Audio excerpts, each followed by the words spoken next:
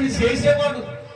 దావీదు అంటున్నాడు, యెహోవా ఎన్నాళ్ళ వరకు నన్ను మర్చిపోతావు అంటే మర్చిపోయే ప్రమాదం ఉంది.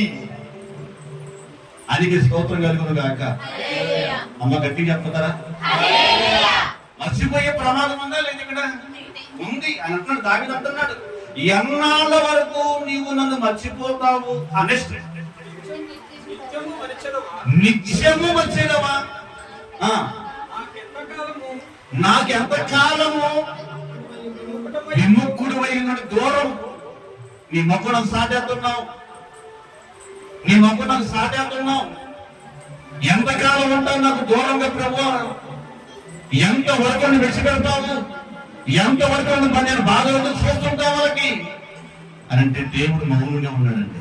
దేవుడు మౌనంగా ఉన్నాడు. చూస్తారు మాట ఎక్కడ ఎలా మౌనంగా ఉన్నాడు చూడాలి. అదే కీర్తన గ్రంథం 35వ కీర్తన 17వ వచనం. అదే కీర్తన గ్రంథం 35వ కీర్తన 17వ వాక్యం చదవగలిగితే, ప్రభువా చూడు, ప్రభువా నువ్వు ఎన్నాళ్ళు చూచుచూ ఊరుకుంటావు? నా ప్రాణము నాశనంలో ఉంది, నా ప్రాణము నాశనములో ఉంది. సింహము బోనులు అంటే సింహాల నోట్ల మధ్య ఉంది నా ప్రాణం అని.